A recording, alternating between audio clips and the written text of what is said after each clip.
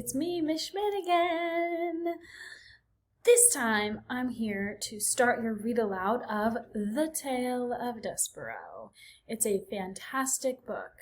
Even if you've read it before, we really want you to follow along and try to really get interested in what this book's about. Maybe we'll ask you questions along the way, maybe we won't, but you better be ready just in case. So, this book is split into 4 books or sections. So if I open to the contents of this book,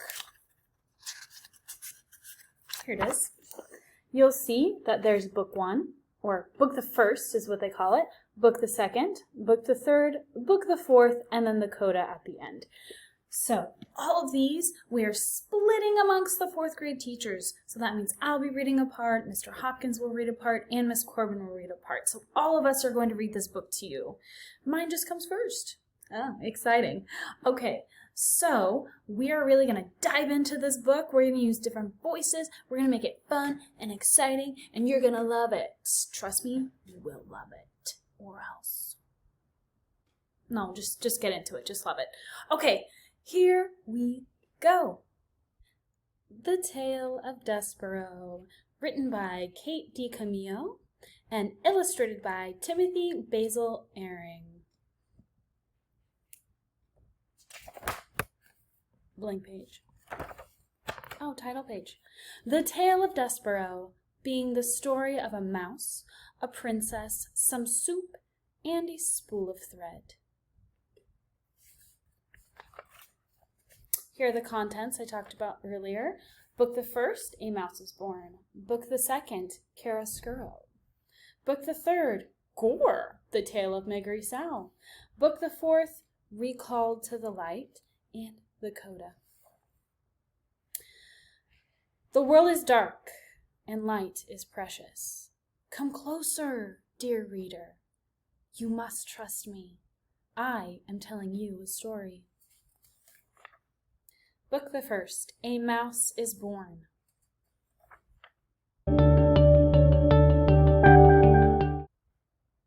Chapter 1, The Last One. This story begins within the walls of a castle, with the birth of a mouse, a small mouse, the last mouse born to his parents, and the only one of his litter to be born alive. "Where are my babies?" said the exhausted mother when the ordeal was through. "Show to me my babies." The father mouse held the one small mouse up high. "There is only this one," he said. "The others are dead." "Mon Dieu! Just the one mouse baby?" "Just the one. Will you name him?" "All of that work for nothing," said the mother. She sighed. "Oh, it is so sad. It is such the disappointment." She was a French mouse who had arrived at the castle long ago in the luggage of a visiting French diplomat. Disappointment was one of her favorite words. She used it often. "Will you name him?" repeated the father. "Will I name him? Will I name him? Of course I will name him, but he will only die like the others. Oh, so sad. Oh, such the tragedy." The mouse mother held a handkerchief to her nose, and then waved it in front of her face. She sniffed. "I will name him, yes, I will name him this mouse Despereaux, for all the sadness, for the many despairs in this place. Now, where is my mirror?" Her husband handed her a small shard of mirror. The mouse mother, whose name was Antoinette, looked at her reflection and gasped aloud. "Oh, Tulisse," she said to one of her sons, "get for me my makeup bag. My eyes are a fright." While Antoinette touched up her eye makeup, the mouse father put Despereaux down on a bed made of blanket scraps. The April sun, weak but determined, shone through a castle window, and from there squeezed itself through a small hole in the wall and placed one golden finger on the little mouse. The other older mice children gathered around to stare at Despereaux. "His ears are too big," said his sister Merlot. "Those are the biggest ears I've ever seen." "Look," said a brother named Furlough. "His eyes are open. Pa, his eyes are open. They shouldn't be open." It is true. Despereaux's eyes should not have been open, but they were. He was staring at the sun reflecting off his mother's mirror. The light was shining onto the ceiling in an oval of brilliance, and he was smiling up at the sight. "There's something wrong with him," said the father. "Leave him alone." Despereaux's brothers and sisters stepped back, away from the new mouse. "This is the last," proclaimed Antoinette from her bed. "I will have no more mice babies. They are such a disappointment. They are hard on my beauty. They ruin, for me, my looks. This is the last one. No more." "The last one," said father, "and he'll be dead soon. He can't live, not with eyes open like that." But reader, he did live. This is his story. Here's a little illustration of Despereaux with his eyes open. His eyes should not have been open. Look at his little tiny eyes. Oh, you can't see it. That's all right. Anyways, he's got little tiny eyes, but huge ears, huge ears.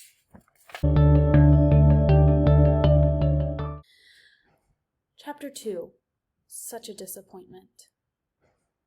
Despereaux Tilling lived, but his existence was cause for much speculation in the mouse community. "He's the smallest mouse I've ever seen," said his Aunt Florence. "It's ridiculous. No mouse has ever been this small, not even a Tilling." She looked at Despereaux through narrowed eyes, as if she expected him to disappear entirely. "No mouse," she said again, "ever." Despereaux, his tail wrapped around his feet, stared back at her. "Those are some big ears he's got, too," observed his Uncle Alfred. "They look more like donkey ears, if you ask me." "They are obscenely large ears," said Aunt Florence. Despereaux wiggled his ears. His Aunt Florence gasped. "They say he was born with his eyes wide open," whispered Uncle Alfred. Despereaux stared at his uncle. "Impossible," said Aunt Florence. "No mouse, no matter how small or obscenely large-eared, is ever born with his eyes open. It simply isn't done." "His pa Lester says he's not well," said Uncle Alfred. Despereaux sneezed. "Achoo!" He said nothing in defense of himself. How could he? Everything his aunt and uncle said was true. He was ridiculously small. His ears were obscenely large. He had been born with his eyes open, and he was sickly. He coughed and sneezed so often that he carried a handkerchief in one paw at all times. He ran temperatures. He fainted at loud noises. Most alarming of all, he showed no interest in the things a mouse should show interest in. He did not think constantly of food. He was not intent on tracking down every crumb. While his larger, older siblings ate, Despereaux stood with his head cocked to the side, holding very still. "Did you hear that sweet, sweet sound?" he said. "I hear the sound of cake crumbs falling out of people's mouths and hitting the floor," said his brother Tulise. "That's what I hear." "No," said Despereaux. "It's something else. It sounds like, honey?" "You might have big ears," said Tulise, "but they're not attached right to your brain. You don't hear honey. You smell honey. When there's honey to smell, which there isn't." "Son," barked Despereaux's father, "snap to it. Get your head out of the clouds and hunt for crumbs." "Please," said his mother, "look for the crumbs. Eat them to make your mamma happy. You are such the skinny mouse. You are a disappointment to your mamma." "Sorry," said Despereaux. He lowered his head and sniffed the castle floor. But, reader, he was not smelling. He was listening, with his big ears, to the sweet sound that no other mouse seemed to hear.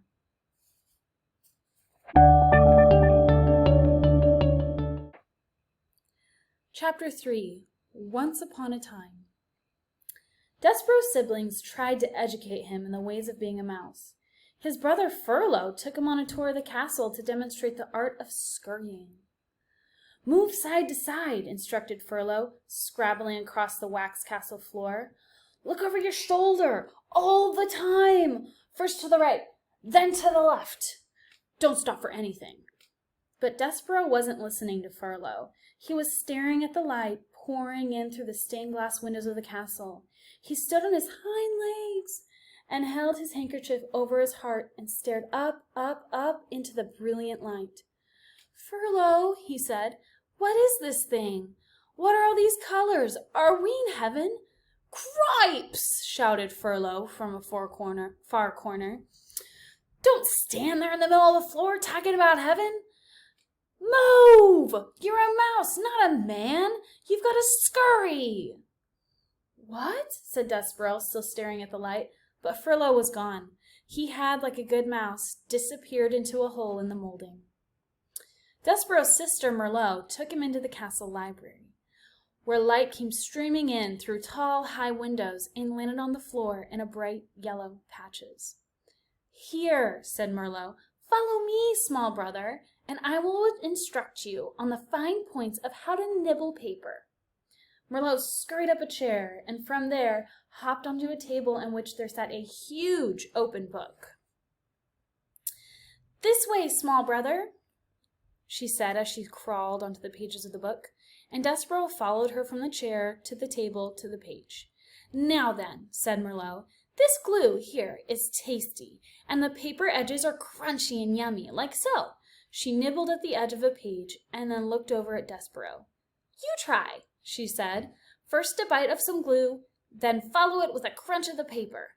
And these squiggles, they are very tasty."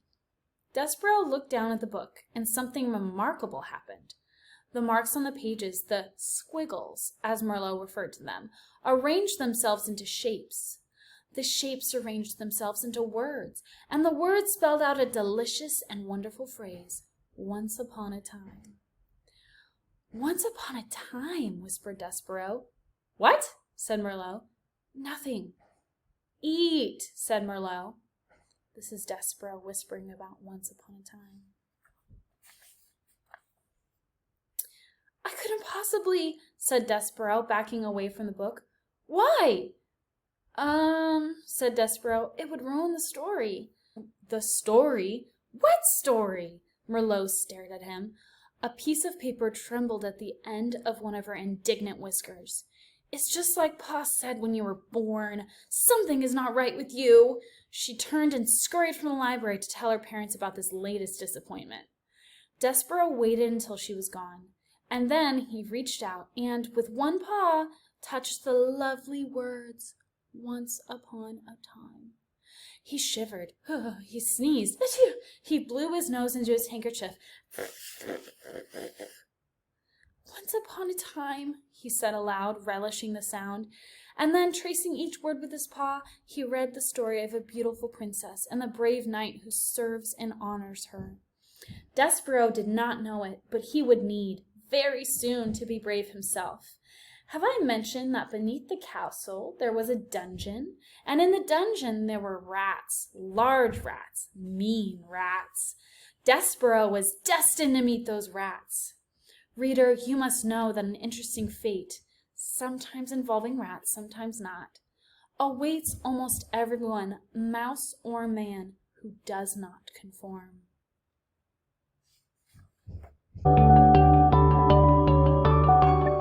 Chapter 4. Enter the P. Despereaux's brothers and sisters soon abandoned the thankless task of trying to educate him in the ways of being a mouse. And so Despereaux was free. He spent his days as he wanted. He wandered through the rooms of the castle, staring dreamily at the light streaming in through the stained glass windows. He went to the library and read over and over again the story of the fair maiden and the knight who rescued her. And he discovered, finally, the source of the honey-sweet sound. The sound was music. The sound was King Philip playing his guitar and singing to his daughter, the Princess P, every night before she fell asleep. Hidden in a hole in the wall of the princess's bedroom, the mouse listened with all of his heart. The sound of the king's music made Despereaux's soul grow large and light inside of him. "Oh," he said, "it sounds like heaven. It smells like honey." He stuck his left ear out of the hole in the wall so that he could hear the music better, and then he stuck his right ear out so that he could hear better still. And it wasn't too long before one of his paws followed his head, and then another paw, and then, without any real planning on Despereaux's part, the whole of him was on display, all in an effort to get closer to the music. Now, while Despereaux did not indulge in many of the normal behaviors of mice, he did adhere to the most basic and elemental of all mice rules. Do not ever, under any circumstances, reveal yourself to humans. But the music made him lose his head and act against the few small mouse instincts he was in possession of. And because of this, he revealed himself, and in no time at all he was spied by the sharp-eyed Princess P. "Oh, Papa," she said, "look, a mouse!" The king stopped singing. He squinted. The king was nearsighted. That is, anything that was not right in front of his eyes was very difficult for him to see. "Where?" said the king. "There," said Princess P. She pointed. "That, my dear P, is a bug, not a mouse. It is much too small to be a mouse." No, it's a mouse." "A bug," said the king, who liked to be right. "A mouse," said the P, who knew that she was right. As for Despereaux, he was beginning to realize that he had made a very grave error. He trembled. He shook. He sneezed. He considered fainting. "He's frightened," said the P. "Look, he's so afraid he's shaking. I think he was listening to the music. Play something, Papa." "A king play music for a bug?" King Philip wrinkled his forehead. "Is that proper, do you think? Wouldn't that make this into some kind of topsy-turvy, wrong-headed world if a king played music for a bug?" "Papa, I told you he's a mouse," said the P. "Please?" "Oh, well, if it will make you happy, I, the king, will play music for a bug." "A mouse," corrected the P. The king adjusted his heavy gold crown. He cleared his throat. He strummed the guitar and started to sing a song about stardust. The song was as sweet as light shining through stained glass windows, as captivating as a story in a book. Despereaux forgot all of his fear. He only wanted to hear the music. He crept closer and then closer still, until, reader, he was sitting right at the foot of the king. Chapter 5. What Furlough Saw. The Princess P looked down at Despereaux. She smiled at him. And while her father played another song, a song about the deep purple falling over sleepy garden walls, the princess reached out and touched the top of the mouse's head. Despereaux stared up at her in wonder. The P, he decided, looked just like the picture of the fair maiden in the book in the library. The princess smiled at Despereaux again, and this time Despereaux smiled back. And then something incredible happened. The mouse fell in love. Despereaux stared up at Princess P in wonder. And he fell in love. Oh. Reader, you may ask this question. In fact, you must ask this question. Is it ridiculous for a very small, sickly, big-eared mouse to fall in love with a beautiful human princess named P? The answer is yes. Of course it's ridiculous. Love is ridiculous. But love is also wonderful and powerful, and Despereaux's love for the Princess P would prove, in time, to be all of these things, powerful, wonderful, and ridiculous. "You're so sweet," said the princess to Despereaux. "You're so tiny." As Despereaux looked up at her adoringly, Furlough happened to scurry past the princess's room, moving his head left to right and back and forth. "Cripes!" said Furlough. He stopped. He stared into the princess's room. His whiskers became as tight as bowstrings. What Furlough saw was Despereaux Tilling sitting at the foot of the king. What Furlough saw was the princess touching the top of his brother's head. "Cripes!" shouted Furlough again. "Oh, Cripes! He's nuts! He's a goner!" And executing a classic scurry, Furlough went off to tell his father, Lester Tilling, the terrible, unbelievable news of what he had just seen. Uh-oh. Chapter 6. This Drum. "He simply cannot be my son," Lester said. He clutched his whiskers with his front paws and shook his head from side to side in despair. "Of course he is your son," said Antoinette. "What do you mean he is not your son? This is a ridiculous statement. Why must you always make the ridiculous statements?" "You," said Lester. "This is your fault. The French blood in him has made him crazy." "C'est moi?" said Antoinette. "C'est moi? Why must it always be I who takes the blame? If your son is such the disappointment, it is as much your fault as mine." "Something must be done," said Lester. He pulled on a whisker so hard that it came loose. He waved the whisker over his head. He pointed at his wife. "He will be the end of us all," he shouted, "sitting at the foot of a human king. Unbelievable! Unthinkable!" "Oh, so dramatic," said Antoinette. She held out one paw and studied her painted nails. "He is a small mouse. How much harm can he do?"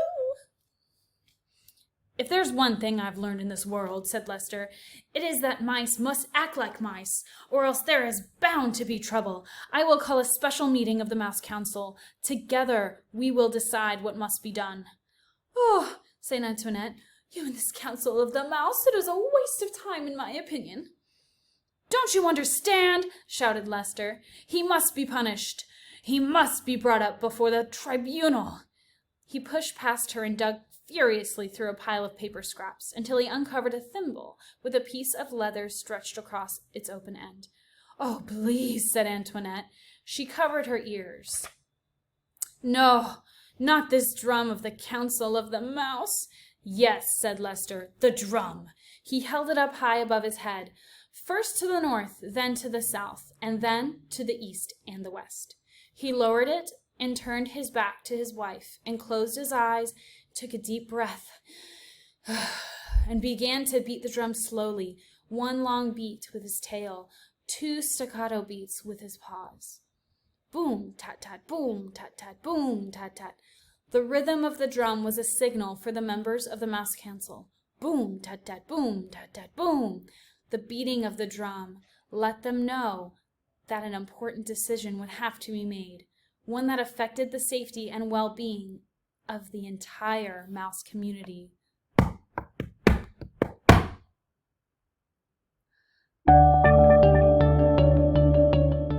Chapter 7.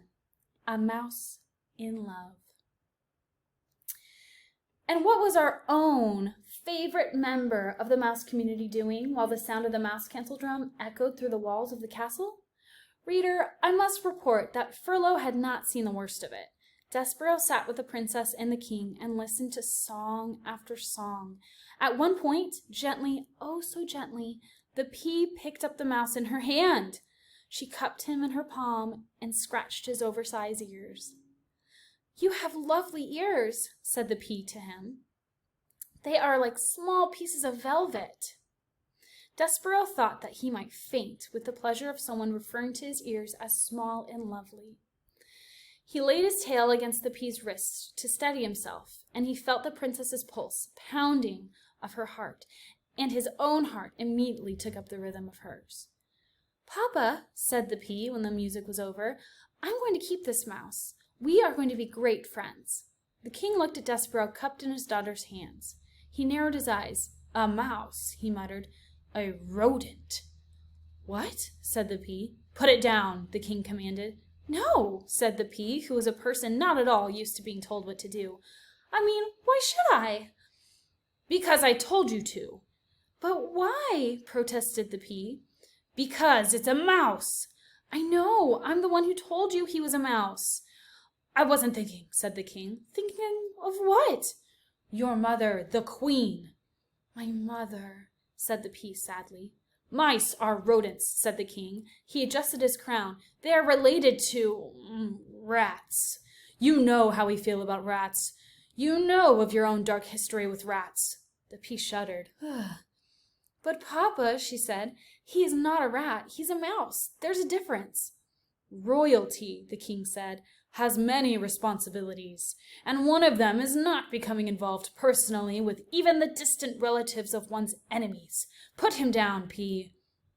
The princess put Despereaux down. Good girl, said the king, and then he looked at Despereaux. Scat, he said. Despereaux, however, did not scat. He sat and stared up at the princess. The king stamped his foot. Scat, he shouted. Papa, said the princess, please don't be mean to him. And she began to weep. Despereaux, seeing her tears, broke the last of the great ancient rules of mice. He spoke to a human. Please, said Despereaux, don't cry. He held out his handkerchief to the princess. The pea sniffed and leaned down close to him. Do not speak to her, thundered the king. Despereaux dropped his handkerchief. He backed away from the king. Rodents do not speak to princesses. We will not have this becoming a topsy-turvy, wrong-headed world.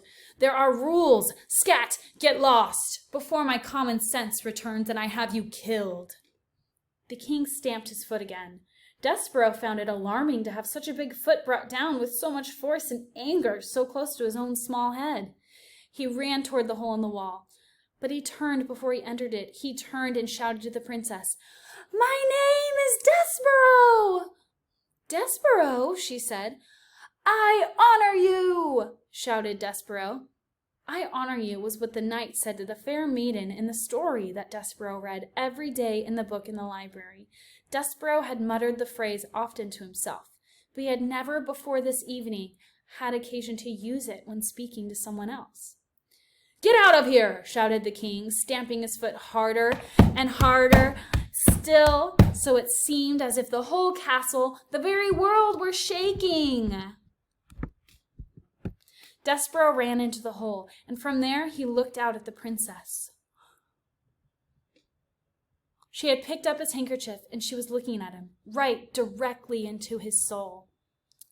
Despereaux, she said. He saw his name on her lips.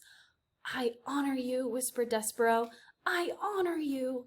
He put his paw over his heart. He bowed so low that his whiskers touched the floor. He was, alas, a mouse deeply in love.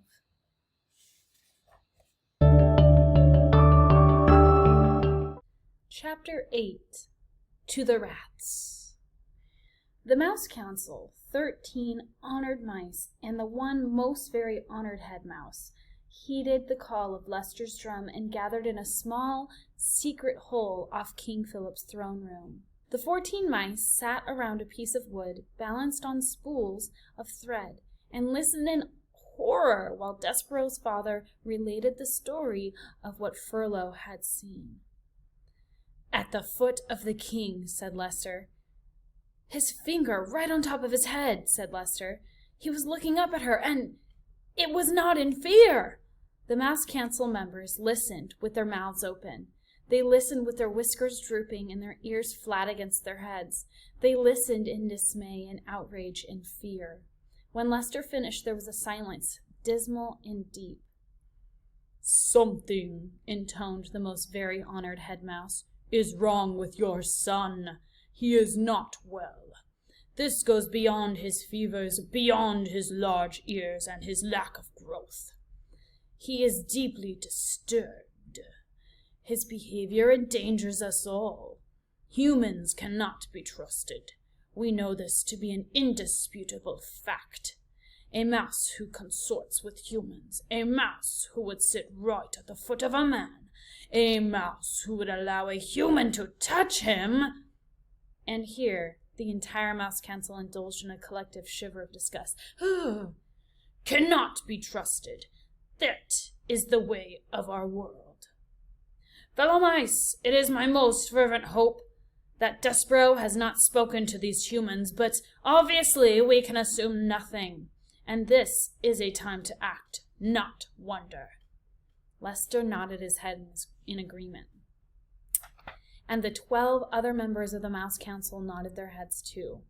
"We have no choice," said the head mouse. "He must go to the dungeon." He pounded his fisted paw on the table. "He must go to the rats immediately. Members of the council, I will now ask you to vote. Those in favor of Despereaux being sent to the dungeon, say aye." There was a chorus of sad ayes. "Those opposed say nay." Silence reigned in the room. The only noise came from Lester. He was crying. And 13 mice, ashamed for Lester, looked away. Reader, can you imagine your own father not voting against your being sent to a dungeon full of rats? Can you imagine him not saying one word in your defense? Despereaux's father wept, and the most very honored head mouse beat his paw against the table again and said, "Despereaux Tilling will appear before the mouse community. He will hear of his sins. He will be given a chance to deny them. If he does not deny them, he will be allowed to renounce them so that he may go to the dungeon with a pure heart. Despereaux Tilling is hereby called to sit with the Mouse Council." At least Lester had that decency to weep at his act of perfidy. Reader, do you know what the word perfidy means? I have a feeling you do, based on the little scene that has just unfolded here. But you should look up the word in your dictionary, just to be sure. Maybe we should.